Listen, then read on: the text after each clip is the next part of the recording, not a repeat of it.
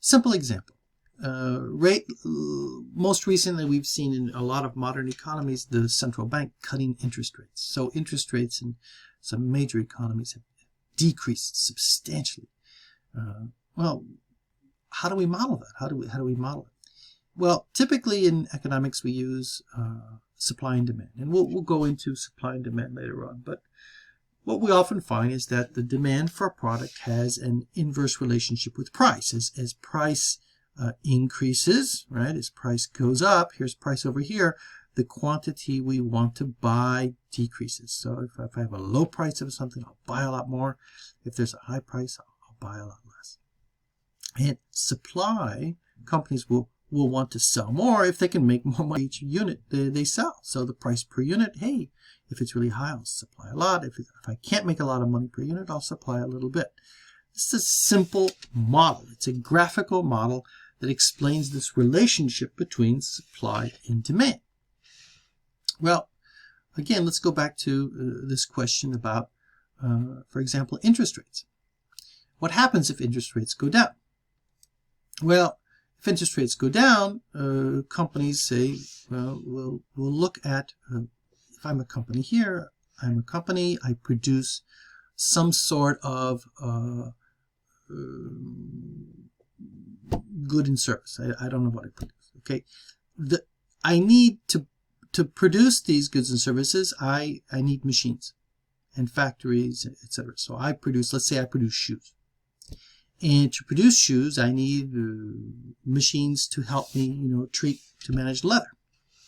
Well, if the interest rates go down, right? If the interest rates go down, what are we going to see? So if interest rates fall, so rates fall. Interest rates go down,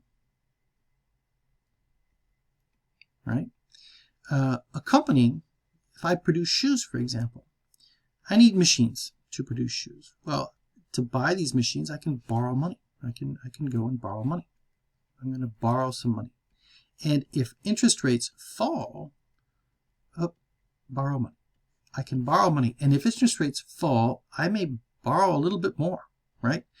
And so what's going to happen is the demand for these machines is going to rise. I'm going to have an increased demand for machines because I can borrow money at a very inexpensive rate to buy these machines. So we see an increase in the demand for these machines. And typically, and we'll see this later on, this is reflected by a shift in the demand by companies. So at a given price, the price of the machines hasn't changed, right? The price of the machines hasn't changed. I produce shoes. I need to buy sewing machines. The only thing we've changed so far is the interest rate. And because I can borrow money really cheap, well, I'm going to buy some more machines. I'm going to borrow money from a bank and buy more machines. But the price has not changed. The price of those machines, I was buying, let's say, quantity Q of machines here before. Now, the price of the machines is the same. I want to buy more. Okay?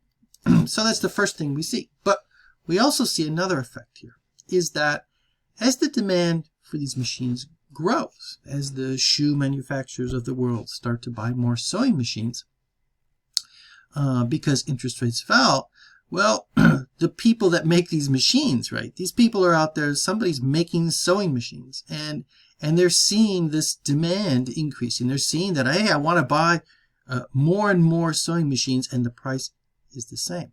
Well, what's going to happen is that we're going to have a situation where the companies are going to say, well, if we have currently at this price, we're supplying this amount, the demand is currently here, we're going to say, well, a lot of people want to buy my machines. And so what's going to happen is that the price is going to work its way up to this new equilibrium. The suppliers of sewing machines will see that everybody wants to buy a sewing machine, and they will increase the price.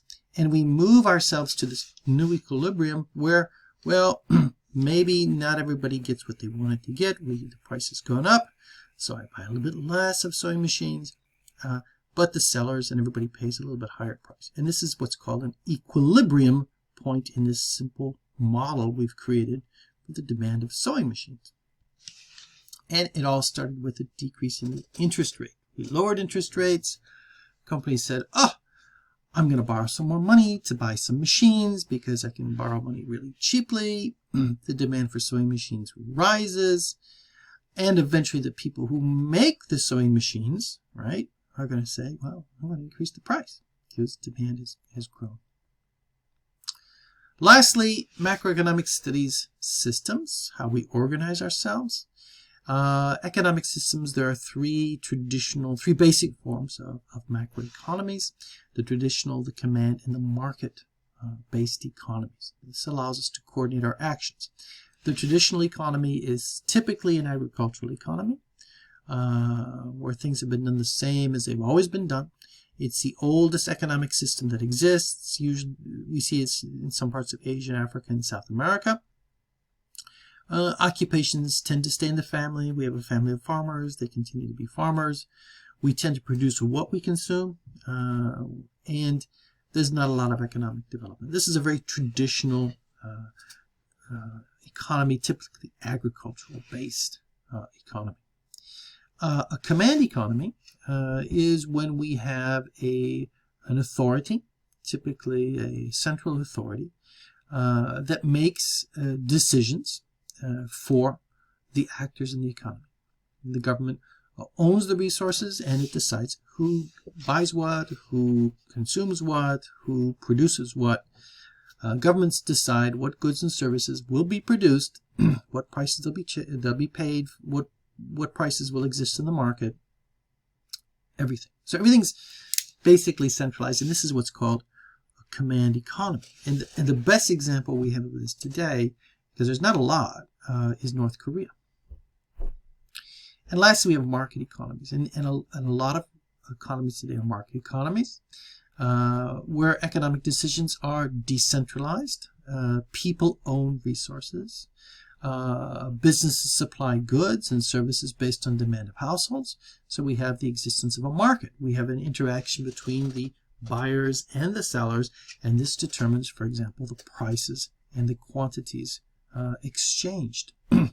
This is all based on the belief of private enterprise, where private individuals or groups of individuals produce goods and services. So this is a decentralization of decision towards the actors, and that's a market economy. In reality, it's often a mix. In reality, we don't have perfect market economies. In reality, we don't have 100% command economies. It's often a blend. Some countries are much more market-oriented, and this is the Heritage Foundation's ranking of freedom index. So we see the free market approach, and you can see that the most free markets are going to be countries like Hong Kong, Singapore, and New Zealand. France is rated 71st on this index of economic freedom. Okay. In reality, we have a mix between market economies and other forms like command economies, and there's a blend between the two. It's very rare to see a perfect market economy. And because we don't have the conditions to have a perfect market economy, because there are things that go wrong in market economies, and we won't go into the details, but things don't function sometimes the way they should, we often have regulation. In regulation, the government steps in and tries to regulate the market economy to make it more fair. Heavily regulated economies, if the government tries too hard to regulate a free market economy, what you'll see is the development of underground economies. So this is typical. A government will go in and say, we're going to tax a good or service, we're going to make some regulations, and as soon as you start taxing something, for example, if you tax cigarettes or alcohol, you immediately develop an underground economy or a black market to make transactions happen without the government's intervention. We go around them. Okay, so regulations exist. They're there to try to, what we say, level the playing field, make everybody compete at the same level, or they try to eliminate inefficiencies that exist in markets. But every time we involve ourselves, every time we get involved with a free market and regulate it, we often find that people go around those regulations and create negative effects as well. Globalization is also part of macroeconomics. We know it's very important. More and more countries are exporting, shipping goods and services. Exports obviously are when we sell our goods and services abroad. Import is when we buy from other countries. Globalization is a key trend today. Shipping costs are going down. Tastes and desires of consumers across markets are becoming more and more similar. We've seen trade barriers falling between different countries. We go into a high service-oriented economy, so globalization is much more possible. and this is something we see. Is it good? Is it bad? For whom is a whole other question. Pardon me, this is a normative question. Economists tend to look at the positive side of things. We try to say, well, what is it? Does it work? Why does it work? What doesn't work? Why doesn't it work? These are questions economists ask. Economists tend to avoid the good and bad questions of things. That's really not the role of economics. Economics are more about the positive side, the positive analysis.